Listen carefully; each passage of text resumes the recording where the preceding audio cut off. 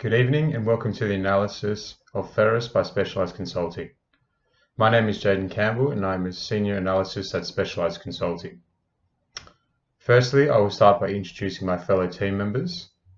Jessica is our Managing Director, Jake is our Financial Analyst, and Jordan is our Business Analyst. Together in this presentation, we hope to give you a thorough analysis of the company Ferris.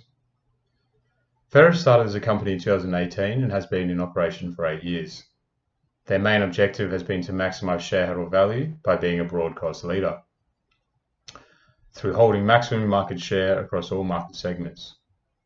Other strategies include minimizing long-term costs through aggressive plant investment for the first 4 years that the company has been operating, investing heavily in recruitment and training of their employees, constantly critiquing performance and size of products into targeted and most desirable area for maximum customer satisfaction, having low price products for the industry across all segments, and ensuring greater awareness and accessibility to their products than that of their competitors. Since Ferris started in 2018, the company has had some significant moments over the last 8 years. We believe these moments have shaped them to be the incredibly successful company they are today.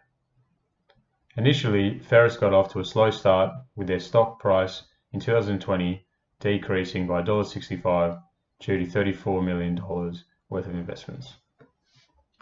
This led to a net change in cash position of negative $19 million. However, these plant improvements paid off in 2021, leading to a share price increase of $10.40 and a market cap increase of $29 million. Ferris also continued to heavily invest in plant improvements. 2022 is the company's breakout year, with the share price increasing by an impressive $45.86 per share. This led to a market cap increase of 98% to $224 million. 2023 reflects massive investment in plant improvements of $77 million, but given the company's strong finance position, Ferris still receives a net profit of roughly $25 million. 2024 shows investment pays off again, with market cap now at $358 million after a share price increase of $34.97 to $148.17. 2025 brings the company's first emergency loan of $8.96 million due to large amounts spent in plant improvements, dividends, and the retiring of current debt. However, Ferris still finishes the year with a $39 million net profit. 2026 has been another breakthrough year for Ferris, with market cap now over $500 million to $567 million. This reflected a share price increase of $77.17 to $234.42. Overall, a pretty impressive 8 years by Ferris. I will now pass you on to our Managing Director, Jessica, to give a further insight into the performance of Ferris over the last 8 years.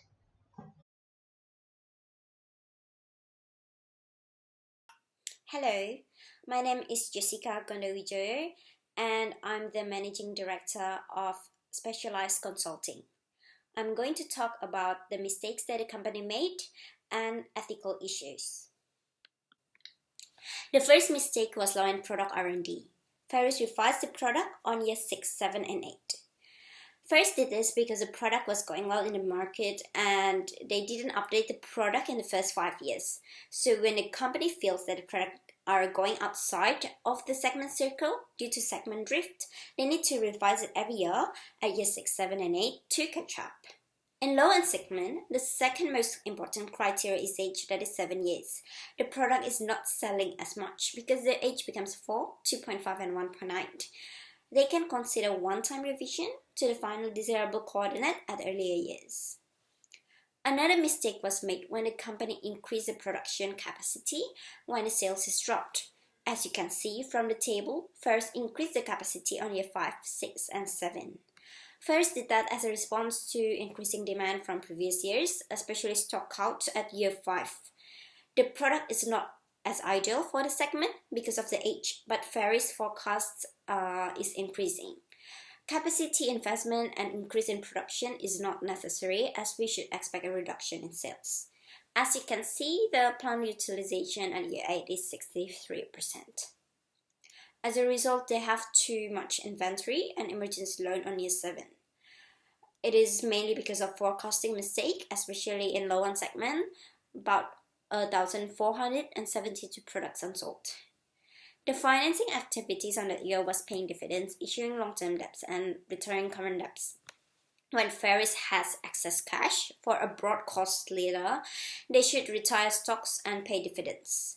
Dividends should only be paid if the company have excess of cash, but it seems that the company needs cash by issuing long-term debt.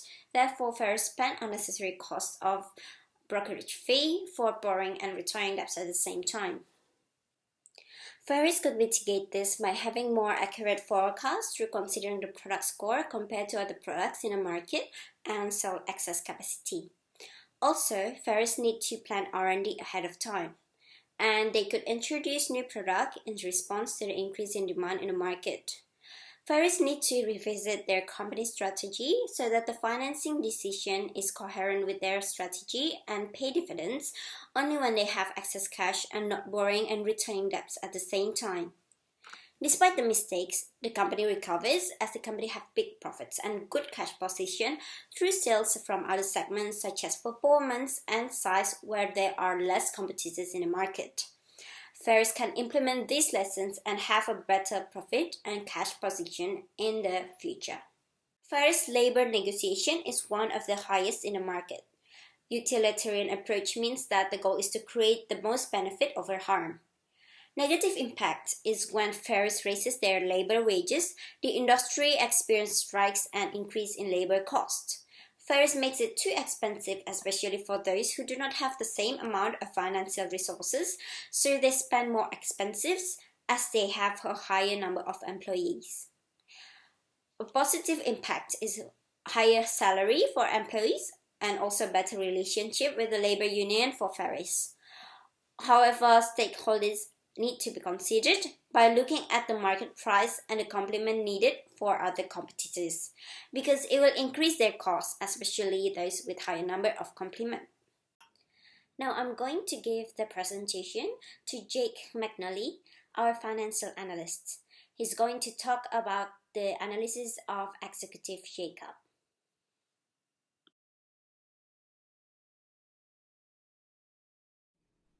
My name is Jake McNally, and I will be discussing the analysis of the executive shakeup.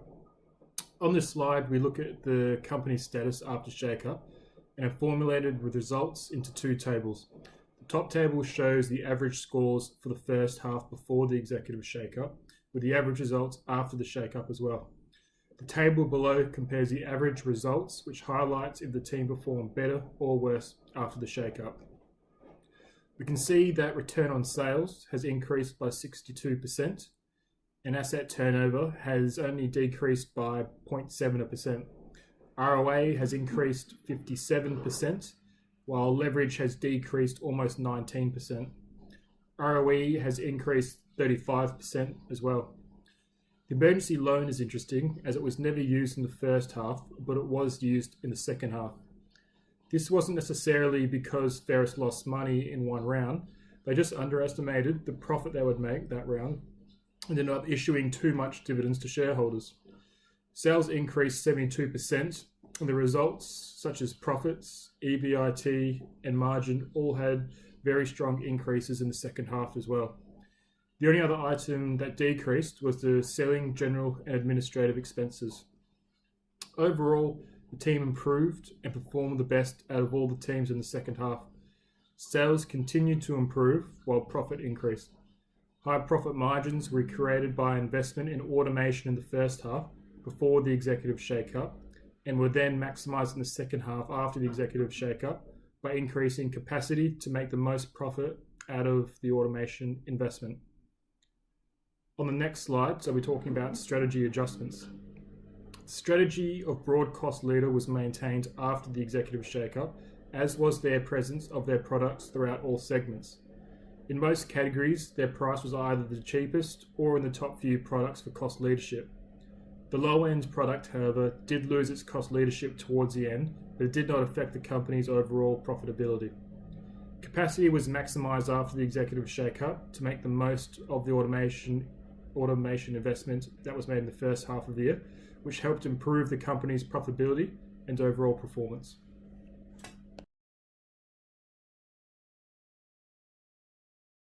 What is the market's perception of a company like Ferris? Is the company an investment for the short or long term? Well, let's examine key ratios that will help us to share an insight on these questions. Firstly, let's examine the price to earnings ratio, or PE ratio. Looking at the industry, we see that the company is at an 8.4 compared to the industry's average of 10.2. This can indicate that the market is undervaluing these shares. It can also reflect future earning potential, as the ratio takes into account the current stock price. Holding a consistent PE value, which can be seen in Table 2, we can interpret that the ratio is a reflection of investors' optimism of the future growth. As it is below industry average, the market expects that the company will perform moderately over the next few years. Looking at the return of asset will help deepen the understanding of the company's financial health and operating performance. Looking at Table 1, we can see that over the industry standard, Ferris is above average, indicating that the financial health of the company is at a good level. In 2026, the return of asset was 21%. That's roughly equals to $1 of profit for every $5 spent on investing in assets. On Table 2, throughout the 5 years, we see that the business is continuing to earn increasing profit, highlighting the 8.3% increased in Table 2, or can be seen in Table 2, from 2025 to 2026, shows that business management are striving into increasing greater profits from assets. This gives increasing confidence to investors that management are actively performing. The share price has increased 49% over the last year. This is showing that investors' confidence in the price as well as the company performance. The market valuation and market cap is at a 567 million and is increasing each year. Gaining momentum, stock price has increased historically. For the short-term investment strategy, risk is increased due to the economic and market factors, especially in the tech market, but with a consistent increased share price, holding shares or buying shares for the short term could see possible rewards. Looking at the PE ratio, we can see that the company has a potential to increase growth as the market holds and the stock undervalued. Long-term investing reduces the risk, and financial health of the performance is solid and strong in this company, leading to the capacity and the ability of the company to perform using resources efficiently due to the return of assets. This stock should be held both short and long term within a diverse portfolio. To summarize Ferris, this technology company, with its broad cost strategy, has led to significant sales and profits since 2018. Over this time, Ferris has made mistakes and costly lessons learnt, but with a market cap just over 500 million in 2026, management have amended these mistakes and been able to adapted to the market and the executive shake-up to produce a company that is financially solid. As the share price and performance increases, Ferris is rewarding and sustainable company for the short or long-term investment or investor over the next coming years.